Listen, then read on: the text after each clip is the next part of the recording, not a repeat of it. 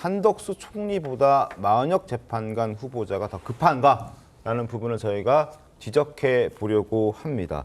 지금 헌법재판소에 따르면 2월 3일 다음 주 월요일에 마은혁 헌법재판관의 임명 여부, 이게 위헌인지 아닌지를 결정하겠다고 합니다. 그리고 한덕수보다 더 빠르게 먼저 결론을 내리겠다고 하는데, 이게 법조인들이 봤을 때는 좀 어떻습니까? 올바른 진행 상황이 맞습니까? 그런데요, 이게 사실은 대통령에 대한 탄핵 심판 중요하죠. 네. 그러면 한덕수 총리는 대통령 권한대행 아니에요? 그 권한대행부터 굉장히 중요한 거예요. 그러면 이걸 사실은 좀 어떻게 보면 중요 순서. 네. 지금 헌법재판관이 8명 이제 채워졌고 심리할 수 있고 결정할 수 있잖아요. 네. 박근혜 전 대통령 때도 8명으로 했었고. 그렇죠. 한 명 더 하냐 안 하냐는 이제 그건 그냥 심리와 결정에서 변수는 아니지만, 아마 지금 국민의힘에서 문제 삼고 있는 것이 마은혁 후보자도 결국 민주당이 추천한 인사 아닙니까? 네. 거기다가 이전에 어떤 경력을 보면 굉장히 좌파 성향이 강해요. 그러면 한 명을 더 임명을 하게 되면 결과적으로 탄핵의 인용 가능성이 제가 볼 때는 한 30에서 50%는 높아질 겁니다. 제가 볼 때는 그래요. 네. 제가 틀릴 수 있습니다. 네. 그러니까 국민의힘이랄지 아니면 윤 대통령을 지지하는 측이랄지 이걸 도대체 이해할 수 없는 거고, 대통령 권한 대응에 대해서 빨리 해줘야지 국정이 안정될 거 아닙니까? 근데 그건 제쳐두고 마은혁 이거 얼마 며칠 되지도 않았어요. 네. 근데 이것부터 심판을 하겠다, 결정하겠다 보니까 다 이해할 수 없는 그런 측면이 있다고 봅니다. 그래서 지금의 어떤 국가적 혼란지 이런 것들이 어떻게 보면 헌법재판소가 관계된 탄핵에 대해서 늦장을 하는 바람에 더욱더 혼란을 좀 부추기고 있다, 이렇게 볼 수밖에 없고. 네. 그다음에 일국의 대통령이잖아요. 또 아까 네. 제가 대통령에 대한 탄핵 심판에 한 말씀 더 드리면, 그럼 일국의 대통령에 대해서는 심판을 하든 인용을 하든 기각을 하든 공정한 절차에 의해서 신중하게 하는 게 중요하죠. 빨리 끝내는 게 중요한 거 아니잖아요. 네. 그럼에도 헌재가 자꾸 저렇게 하니까 헌재 일부 재판관에 대해서 너무 지나친 극단적 좌편 편향이 있다는 논란에 그것뿐만 아니라 속도랄지 아니면 순서에 대해서 바꿔가면서 하니까 이거 헌법재판소 결정에 대해서 과연 이걸 여기 승복할 수 있느냐 이런 얘기가 자꾸 나오는 거예요. 이것은 헌재의 책임이 있다, 저는 그렇게 봅니다. 알겠습니다. 자, 마은혁 후보자 지금 마지막 빈자리를 채우느냐가 이제 다음 주 월요일에 결정이 될 것으로 예상이 됩니다. 그러나 조금 전 지적 나왔듯이 마은혁 후보자는 여러 논란들을 품고 있는 그런 후보자이기도 합니다. 인사청문회 때 발언 다시 한번 들어보겠습니다. 판결문에서 국회 미디어법 처리에 반대하며 점거 농성을 벌인 민노당 당직자에 대해서 공소기각 판결을 내린 것이 이념적 정치적 성향을 드러낸 것이다. 이러한 국민의힘 의원의 주장이 잘못됐다면 어떤 점이 문제가 있는 것인지. 당시 민주노동당 당직자들만 기소된 것을 저는 차별적인 기소로 보았습니다. 그래서 공소기각 판결한 것이고, 거기에 어떤 정치적 편향성이나 그런 것들이 게재될 이유는 없고.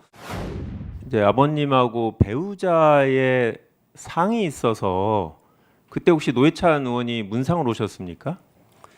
노회찬 의원께서 2번 모두 문상을 와주셨고, 그래서 제가 그 출판 기념회에 가게 된 것은 그 2차례 문상 와주신 것에 대한 답례로 가게 된 것입니다. 공식적인 정치인에 대한 후원금이 아니고 그렇습니다. 네, 그 연구소에 대한 후원금으로 내신 거였는데.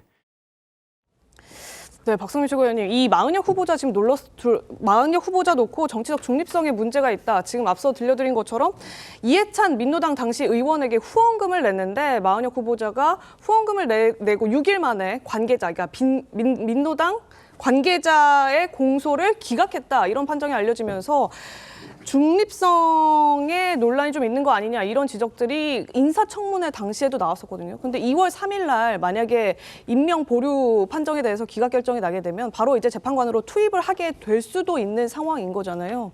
이렇게 되면 헌재의 중립성, 전체 시스템, 전체 구성원의 중립성 문제 더 흔들릴 수밖에 없지 않을까요? 근데 지금 보시면 아시겠지만 뭐 헌재 지금 피고인의 방어권을 이제 중요하다라고 이제 말씀을 하시는 분들도 계시지만, 저는 이 대통령 탄핵이라는 중대 중대사를 지금 심판해야 하는 이 헌법재판관 체제에 대해서 완결성을 갖출 필요도 있다라고 보입니다. 그렇기 때문에 지금 한 명을 미임명한 것에 대해서 명확하게 이 최대행 측에서 저는 근거를 못 대고 있다라고 생각을 하고요. 그런 만큼 이 한 명에 대한 임명이 시급하게 필요한 상황이다 이렇게 보고 있습니다. 그리고 뭐 지금 정치 편향성이 있는 것 아니냐라는 비판이 있지만 저는 당시 이제 후보자가 충분하게 저는 해명을 했다라고 보고요. 뭐 예를 들면 민노당 당직자에 대해서 이 기각한 부분에 대해서는 뭐 차별적인 기소다라고 얘기를 한 게 단순히 이제 본인의 이제 자체적인 판단뿐만 아니라 여러 가지 판례도 검토를 했다라는 말을 덧붙이면서 이 판결의 근거도 분명하게 설명을 했습니다.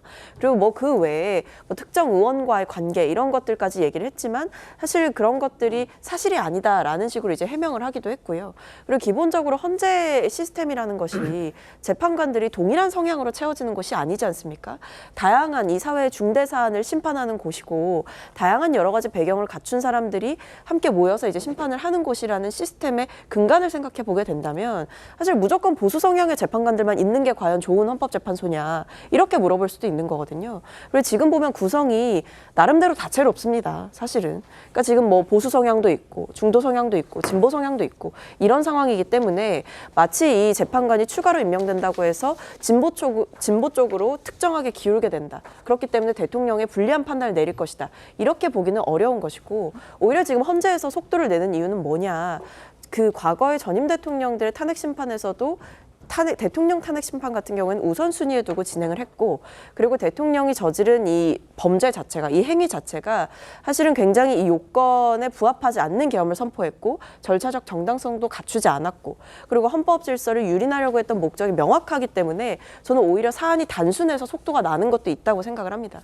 이것을 단순히 재판관의 성향을 가지고 문제를 삼는 것은 결국 탄핵 심판에 불복하기 위한 빌드업이 진행되고 있다. 그 차원이다. 이렇게 보입니다. Thank